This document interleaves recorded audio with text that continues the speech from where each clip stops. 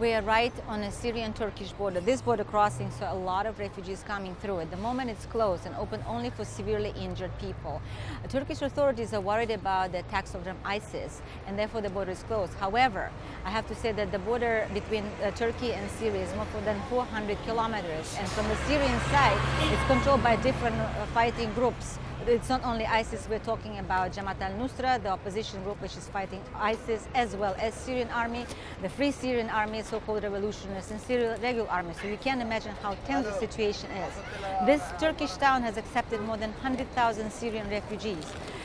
Basically, the town is accommodated to take them through. There are 2 hospitals, there are a school for Syrian children, there are facilities to accommodate them, but it's obvious that this town cannot take any more.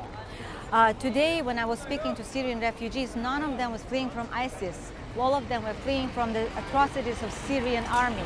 This woman is from the town of Aleppo. 4 months ago, in front of her, and in front of the eyes of her daughter, who is 12 years old, her husband was shot dead on the spot, as well as her father and a few other male members of the family. She herself was badly injured on the knee, and the daughter, the bullet got into her spine, and she's totally paralyzed now. The miracle is that they managed to escape, and the Turkish authorities opened the border for them. They got the medical help, but what is going to happen to them later, nobody knows. They would like to stay in Turkey, they would like to go to Europe, but basically they all want to go home.